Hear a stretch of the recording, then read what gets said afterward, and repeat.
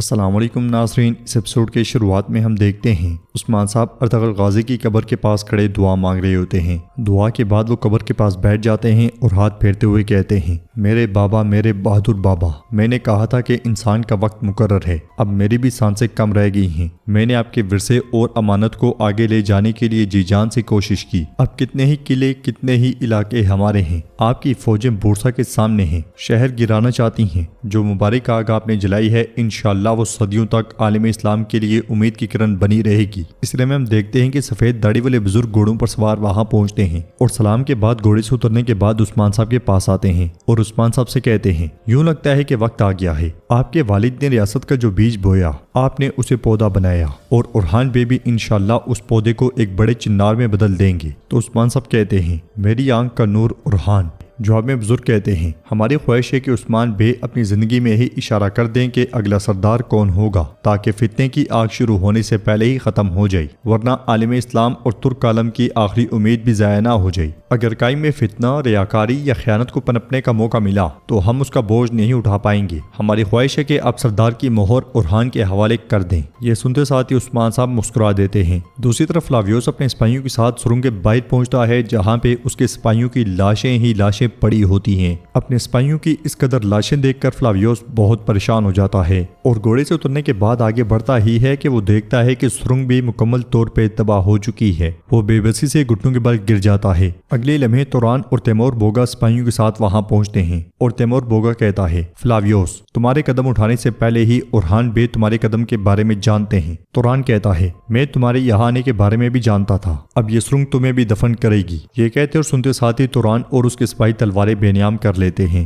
اور اگلے لمحے وہاں پہ ایک شدید لڑائی شروع ہو جاتی ہے۔ توران اور تیمور بوگا آگے بڑھتے ساتھ ہی کافر کو کاٹنا شروع کر دیتے ہیں۔ فلاویوس کئی سپاہیوں کو شہید کرتے ہوئے ان دونوں پہ حملہ کر دیتا ہے، مگر وہ دونوں اس کا خوب مقابلہ کرتے ہیں۔ توران فلاویوس کا وار روکتا ہے تو تیمور بوگا اسے زخمی کر دیتا ہے، مگر اس کے باوجود فلاویوس مقابلہ جاری رکھتا ہے۔ توران اس کا حملہ روکتا ہی ہے کہ تیمور بوگا خنجر اس کی پیٹھ میں گھوم دیتا ہے۔ فلاویوس کو بہت تکلیف ہوتی ہے اور بازنطینی ایک دم سے تیمور بوگا پہ حملہ کر دیتے ہیں۔ توران اسے پیچھے دھکیلتا ہے تو بازنطینی اس پہ بھی چڑھ جاتے ہیں اور یہ موقع دیکھتے ساتھ ہی فلاویوس بھاگ پڑتا ہے، مگر پیچھے فلاویوس کے سپاہی مسلسل کٹتے مرتے چلے جاتے ہیں۔ فلاویوس گھوڑے پر سوار ہوتا ہے اور وہاں سے بھاگ جانے میں کامیاب ہو جاتا ہے، مگر دیکھتے ہی دیکھتے اس کے تمام سپاہی مارے جاتے ہیں۔ فلاویوس کو بھاگتا ہوا دیکھ کر توران کہتا ہے، بھاگو بھاگو۔ ادھر ہم دیکھتے ہیں کہ کئی قبیلے میں عثمان صاحب سرداری خیمے میں داخل ہوتے ہیں اور آگے بڑھ کر تخت کو دیکھنے لگ جاتے ہیں۔ اسی لمحے ملعون خاتون وہاں پہ آتی ہیں اور عثمان صاحب کو آواز دیتی ہیں تو عثمان صاحب تخت کی جانب دیکھتے ہوئے کہتے ہیں، 1000 سال کے بوجھ کو نہ سنبھالنے والے کو نگل جانے والی یہ سلطانی مسند جب میری تقدیر میں لکھی گئی تب میرا امتحان شروع ہوا، سب سے مشکل امتحان۔ میں سب سے مشکل اسے اٹھانا سمجھتا تھا۔ ملعون خاتون کہتی ہیں، آپ نے بغیر کسی ٹھوکر کے اسے اٹھایا اور اب بھی اٹھائیں گے۔ جواباً عثمان صاحب کہتے ہیں، لیکن میرا اصل امتحان تو اس مسند کا اصل وارث چننا تھا۔ یہ کہتے ساتھ ہی عثمان صاحب خواب کے اس لمحے کو یاد کرتے ہیں جب انہوں نے اورحان کو قربان کر دیا تھا۔ اس خیال کے بعد عثمان صاحب کہتے ہیں، وہ خواب، یہ سب کچھ ہونا، یہ سب اسی لیے تھا، لیکن اب وقت آ گیا ہے۔ میں آج دیوان بلاؤں گا اور اس کے بعد یہ تخت اس کے امانت دار کے سپرد کر دوں گا۔ دوسری طرف شاہنشاہ بہت غصے میں ہوتا ہے اور اپنی بیگم دیدار سے کہتا ہے، میں سانس لیتا رہوں گا اور وہ اورحان کبھی بھی کسی چیز تک نہیں پہنچ پائے گا۔ میں حلف لیتا ہوں دیدار، اس نے میرا فرض، میری فوج، میری ریاست کو رون ڈالا، میں اسے بھی رون ڈالوں گا۔ دیدار کہتی ہے، اور وہ علاؤالدین؟ تو شاہنشاہ کہتا ہے، اگر وہ اپنے بھائی کے سائے پہ راضی ہو کر میرے ساتھ خیانت کرے تو میں اس پہ بھی رحم نہیں کھاؤں گا۔ تم بس انتظار کرو دیدار، میں ابھی اور کیا کچھ کروں گا۔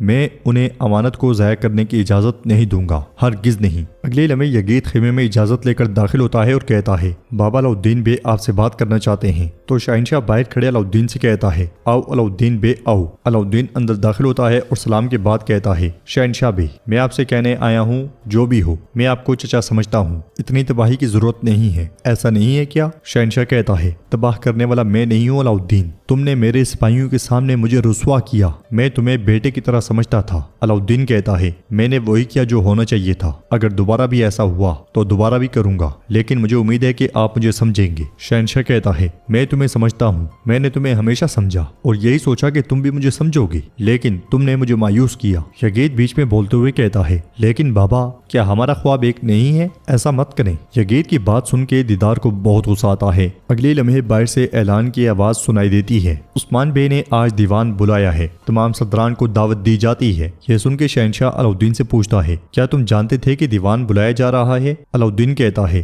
جا کے معلوم ہو ہی جائے گا۔ شہنشاہ بے میں چاہتا ہوں کہ آپ بھی اپنی تمام تلخیوں کو بلا کر ایک طرف رکھ کر ہمیشہ ہمارے ساتھ اپنا مقام بنائیں۔ چلے خدا حافظ۔ یہ کہتے ساتھ ہی علاؤالدین چلا جاتا ہے۔ ادھر ہم دیکھتے ہیں کہ قرارگاہ میں اورحان کے سپاہی مشقیں کر رہے ہوتے ہیں اور ایک دوسرے کو گھوڑے پر سے گرا دیتا ہے۔ یہ دیکھ کے سب شور کرنے لگ جاتے ہیں۔ عبد الرحمن آگے بڑھتے ہوئے پوچھتا ہے تو آپ الپ بننا چاہتے ہو؟ سب سے پہلے تمہیں بغیر ہتھیار کے لڑنا سیکھنا ہوگا۔ کنترالی کہتا ہے بہادری یہ ہے کہ تم اکیلے 20 آدمیوں کا مقابلہ کرو۔ پھر عبد الرحمن کہتا ہے الپ کا مکہ ہی اس کا ہتھیار ہوتا ہے اور ٹانگ اس کا نیزہ ہوتا ہے۔ کنترالی کہتا ہے الپ صرف مشکل میں نہیں بلکہ ناممکن وقت میں پہچانا جاتا ہے۔ اب کھڑے کیوں ہو؟ آؤ دیکھتے ہیں کہ کیا تم اس کے حقدار ہو۔ حملہ کرو۔ یہ سنتے ساتھ ہی سپاہی بھاگتے ہوئے ان دونوں پہ حملہ کر دیتے ہیں۔ وہ دونوں بغیر ہتھیار کے انہیں پسپا کرتے ہی چلے جاتے ہیں۔ وہ دونوں مسلسل انہیں پٹکتے ہی چلے جاتے ہیں۔ پھر عبد الرحمن کہتا ہے جنگ میں کامیابی فوج کی کثرت سے نہیں آتی۔ کنترالی کہتا ہے جنگ میں کامیابی دل سے آتی ہے۔ یہ کہتے اور سنتے ساتھ ہی وہ دونوں پھر سے آگے بڑھتے ہیں اور سپاہیوں پہ ٹوٹ پڑتے ہیں۔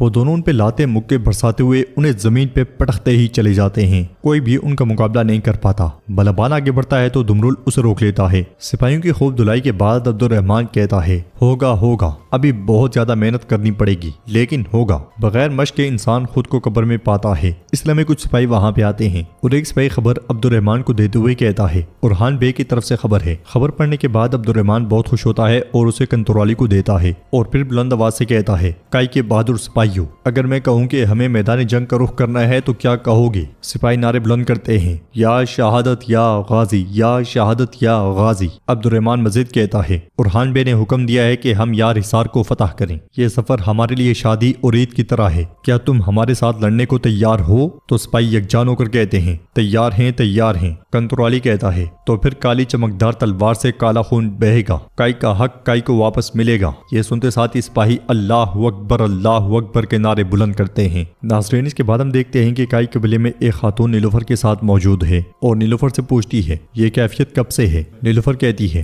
بس ابھی سے۔ خاتون خاموش ہو جاتی ہے تو نیلوفر آگے بڑھتے ہوئے پوچھتی ہے کیا ہوا؟ خاموش کیوں ہو گئی ہو؟ وہ خاتون اس سے کہتی ہے ذرا پرسکون ہو جاؤ۔ نیلوفر مزید پریشان ہوتے ہوئے پوچھتی ہے بولو تو صحیح ہوا کیا ہے؟ جنگل سے عبد الرحمن کنترالی اور سپاہی اپنے گھوڑوں کو سر پٹ بگا رہے ہوتے ہیں۔ وہ آندھی اور طوفان کی طرح آگے بڑھتے ہی چلے جاتے ہیں۔ ان کے پیچھے پیچھے سپاہیوں کی بڑی تعداد ہوتی ہے۔ بلندی پر سے بزرگ اپنے ساتھیوں کے ساتھ انہیں دیکھ رہے ہوتے ہیں اور خوش ہوتے ہوئے کہتے ہیں یا الہی ساتوں آسمانوں ساتوں زمینوں اور تمام جہانوں کا مالک تو ہی ہے، دلوں کی فتح کا راز کھولنے والا تو ہی ہے۔ یہ بہادر یہ سپاہی تیری رضا کے متلاشی مسافر ہیں اور یہ تیری پناہ میں ہیں۔ اے رب جو دلوں میں جنگ کا شوق پھونکتا ہے ان کی تلواروں کو تیز کر اور ان کی نیتوں کو پاک کر، آسمان کو ان کے اوپر ذرا کی طرح تان دے۔ سپاہی پورے جوش و خروش کے ساتھ آگے بڑھتے ہی چلے جاتے ہیں۔ بزرگ کی آواز گونجتی ہے ہر فتح تیری طرف سے ہے اور ہر فتح تیری ہی طرف لے کر جاتی ہے، تو ان کے ساتھ چل وہ تیرے ساتھ چلیں، تو انہیں کامیابی عطا فرما،